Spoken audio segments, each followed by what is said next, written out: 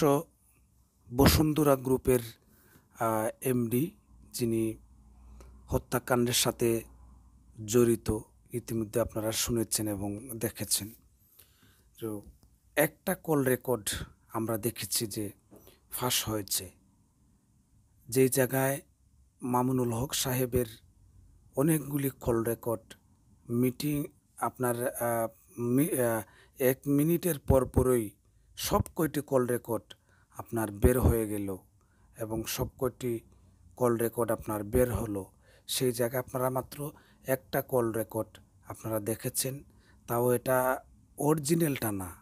এটা হয়তো যে মেয়েটা মারা গেছে সেই মেয়েটার মোবাইলের মধ্যে হয়তো সে কলটা রেকর্ড করে রেখেছিল, ফরওয়ার্ড করেছিল হয়তো তার পরিবারের কারো কাছে।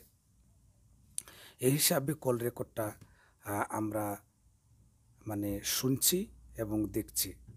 যদি আপনারা মনে করতেন যে আপনার অরিজিনালভাবে কল রেকর্ড বের হতো, তাহলে আমি মনে করছি যে আরও কিছু আমরা জানতে পারতাম।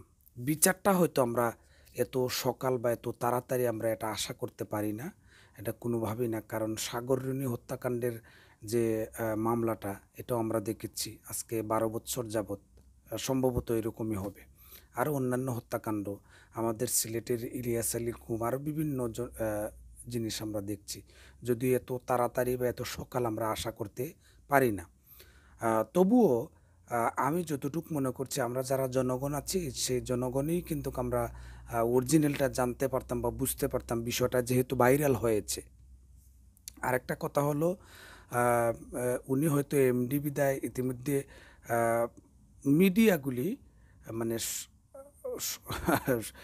হাসতেও ইচ্ছে হয়, মিডিয়াগুলি শুধু প্রচার করছে যে একটা একটা গ্রুপের এমডি, বসুন্ধরা গ্রুপের এমডি কিন্তু বলছে না। আমি সময় সংবাদেও দেখলাম, আরও 2-1টা নিউজে দেখলাম বসুন্ধরা গ্রুপের এমডি এই নাম ধরে কিন্তু কেভাবে বলছে না।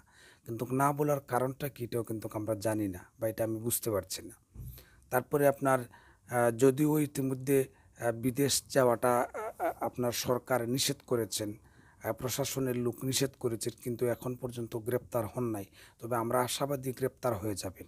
এই লুচ্চারা, এই বদমাশেরা শুধু এটাই চায় যে ফেসবুকে মেয়েটার ছবি পোস্ট করেছে, পোস্ট দেওয়ার পরে মেয়েটার উপরে এভাবে অমানবিক নির্যাতন, মানসিক চাপ সৃষ্টি করে আপনার মেয়েটাকে হত্যার মুখে ফেলে দিল। হয়তো সেই হত্যা করছে, আর না হয় মেয়েটা এভাবে আত্মহত্যা করতেও পারে। আর এই আত্মহত্যা যদি করেও থাকে, তাহলে তো এই কুলাঙ্গার হচ্ছে আপনার মূল হোতা।